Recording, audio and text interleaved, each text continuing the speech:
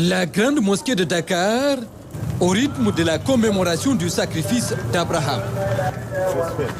Récompense de la dévotion envers Allah, l'Aïd el-Kébir marque le rappel de l'histoire du prophète Ibrahim.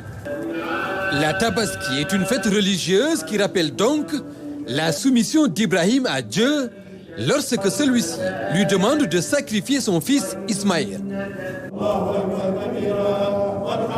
Dans le silence et le recueillement, une prière de 2 rakas dirigée par l'imam Ratib, El Hajj Moussa Sam. Allahu Akbar.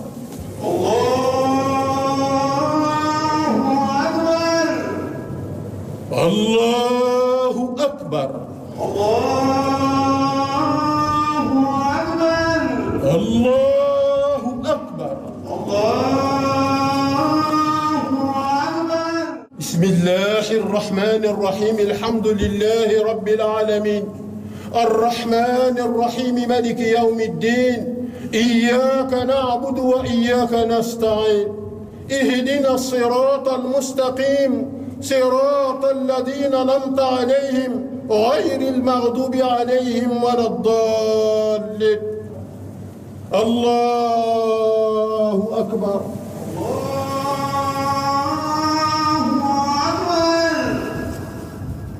سمع الله لمن حمده ربنا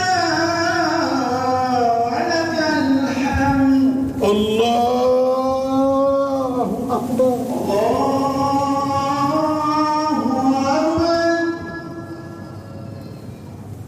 الله أكبر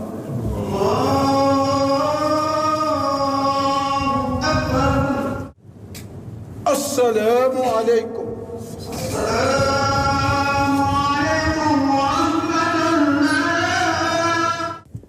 Dans son sermon, l'imam Sam est revenu sur l'importance de la Tabaski pour tout fidèle musulman.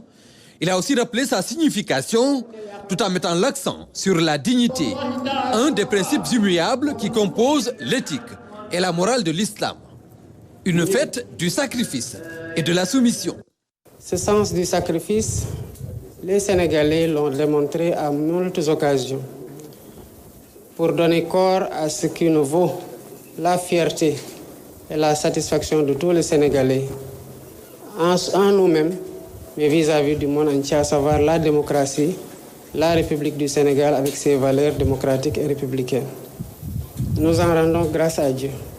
C'est une fête aussi de soumission. Soumission à la recommandation divine qui peut être mise en parallèle à la soumission à la loi qui nous régit tous, qui, quand elle est juste, elle doit faire l'objet d'une application universelle, sans distinction d'aucune sorte. Si elle est inadaptée, elle doit être réadaptée pour qu'on puisse continuer à s'y conformer, parce que c'est la garantie de la sérénité et de la tranquillité sans laquelle la vie en société peut être extrêmement compliquée. Le chef de l'État a réitéré la priorité élevée qu'il accorde au dialogue et à la concertation, une dynamique consensuelle comme mode de gouvernance des affaires publiques. L'Aïd el-Kébir est aussi synonyme de partage et de générosité envers les pauvres et les nécessiteux.